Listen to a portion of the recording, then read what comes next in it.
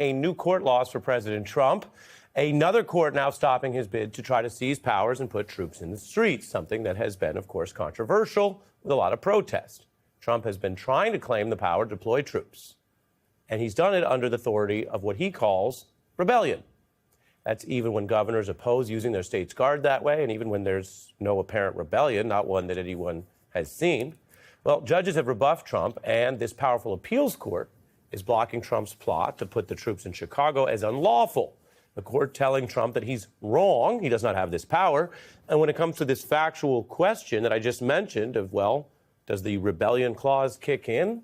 This appeals court ruling that democracy and political opposition are not an organized rebellion, reinforcing Trump's prior losses in the lower courts on the abuse of this same type of power. So Trump is losing on the law. This is not rebellion, the court says. Now, the language and precedent are pretty clear there. So Trump's only legal path to still trying to get his troops back into the streets here would be to get the Supreme Court to bail him out, something they have done on other issues. So he's asking the high court to overrule this loss. Justice Barrett today did not order the type of stay that Trump wants. So instead, no emergency immediate action today, which means he is still on the losing side of this. Illinois officials can respond by the end of the day, Monday, the beginning of next week.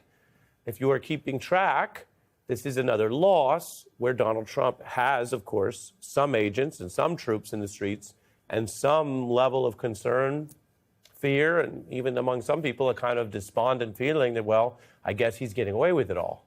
And on some things he is, but on this one, he's not.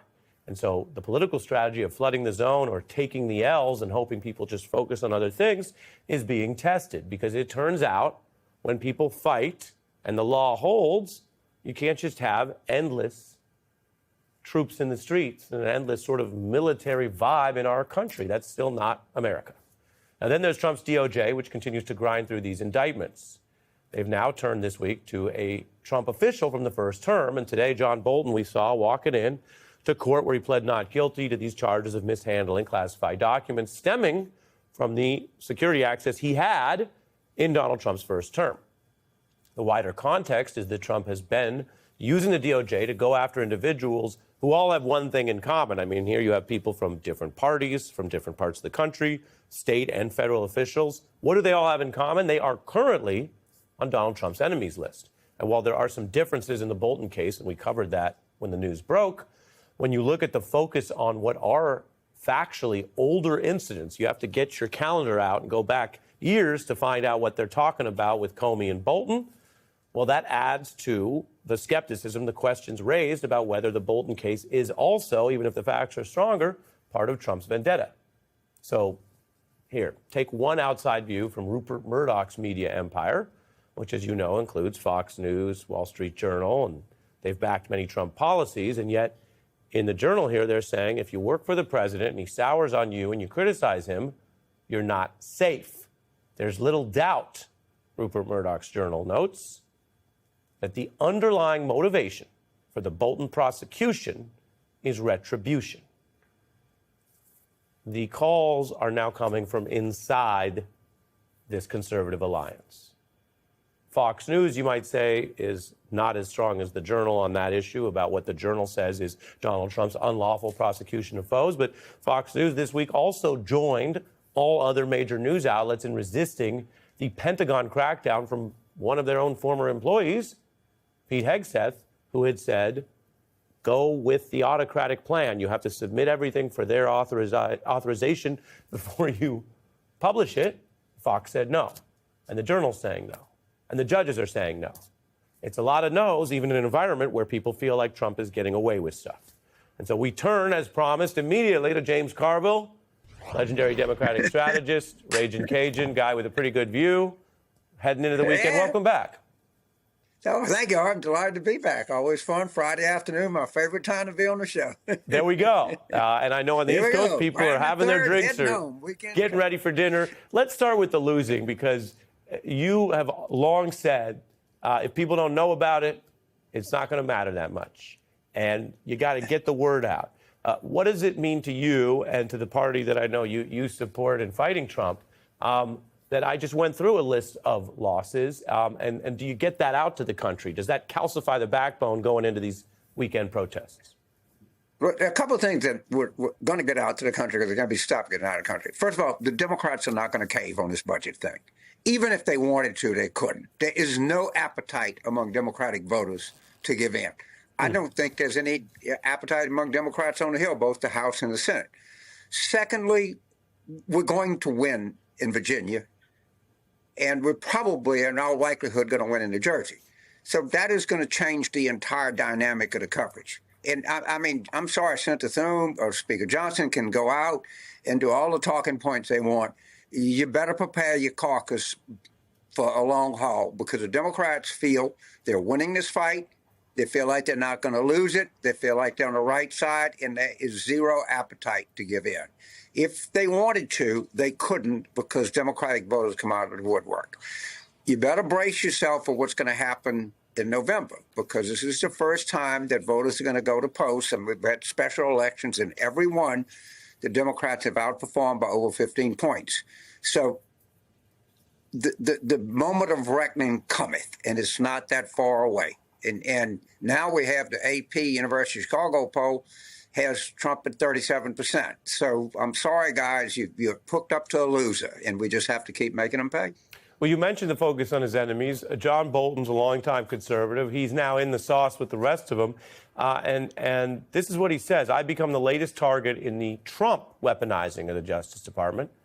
These charges are not just about his focus on me or he mentions his diaries, but the Trump effort to intimidate opponents. Dissent and disagreement are foundational to America's constitutional system, vitally important to our freedom. James, we're in the early days of these cases. We don't know if Trump will win any of them, although they have a huge effect on people's lives, careers, money, even if Trump loses. What do you think of Bolton there? Well, I mean, Bolton got caught up in it. And, you know, if you get in, you know, your parents tell you, and you hear it all the time, if you lie down with a skunk, you're going to smell bad. And John Bolton made a decision to lie down with a skunk, okay? He understood at some point what he was doing. I suspect that he'll beat this. But all of the other people that were just doing their jobs that are being here, but it's to Trump, all right, it's not about people getting ahead. It's not about people struggling, trying to pay bills. It's not about people wanting an education. It's about getting the people that he doesn't like to use the power of the government to get even with him.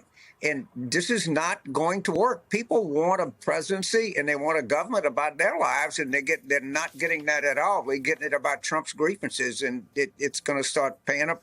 They're going to start paying a price, and we should be the beneficiaries of this. I want to get you on Zohran Mamdani. We talked about him early on. You talked about his economic message. He squared off in this debate last night. You mentioned Virginia. The election we have is going to be Virginia. There's also New York City. And there are going to be people looking to what this says about the party. Here he was last night. Well, I'm proud to say that yes, will freeze the rent for more than 2 million rent-stabilized tenants. And I will also build 200,000 truly affordable homes across the 5 boroughs over the next 10 years. We will have dedicated teams of mental health outreach workers in the top 100 subway stations with the highest levels of the mental health crisis and homelessness. I'm proud to have a comprehensive plan to bring new ideas to this city. If you want more of the same, vote for Andrew Cuomo. Is he the face of the Democratic Party if he wins this race? Well, I will say this. I taught communications at the college level, 4 years of community college, 9 years at Tulane, 4 at LSU. If I could have one guess to demonstrate to my students how to communicate, I think I would pick him. Wow. That guy stays on message. You cannot get him out of talking about affordability. You notice what he was talking about: rent stabilization, building more houses. He talks about transit, and it's just a real tutorial. And people keep saying, well, you said this about Palestine, and you said this about this, and he just keeps bringing it back to it as the focal point. And Mamdani does something that is very important. He tells people, I see you. I see what your life is. Look, may he not be my ideological, compadre, or maybe some different, but I tell you what, that guy can communicate. Well, you're not known. You see somebody can do that. You're not known as a young leftist. who hadn't said stupid things in their 20s, Okay. all right, or done stupid things in their 20s? And he's actually, the more I see him, when it started out, I'll be honest with you, I wasn't for him. And a lot of my friends who of my generation, of my persuasion of politics, said, James, you don't get it. This guy's got some talent. He's got some freshness about it. And he's kind of what the city needs. People out in the streets tomorrow, these are big No Kings protest plans. Your views on the power of this and how it may or may not affect the turnout and what the Democrats are trying to build? Well, I'm going to get up in the morning. I'm going to go to the supermarket and buy about 4 dozen sandwiches, and I'm going to bring them to the protesters. I think this is the most American, patriotic thing that you can do. And I think this is a wonderful thing that people are sort of taking this in their own hands. I mean, will there be certain people with different ideological agendas there? Yeah, of course there will. But by and large, 90% of this are going to be people that are scared for their country. They're scared to death about the future of the country. They're watching troops on our streets. There's the first time in our history where the payment on the debt is now higher than we spend on defense. And I wholeheartedly, and I promise you, all right, I'm not just going to participate in this. I'm going to bring some food. I'm going to bring some stuff. I might even bring a ice chest full of adult beverages there for the people if they want it. But I think what these people are doing is a wonderful thing, and I'm going to find the one closest to me, and I'm going to join them in any way that I can.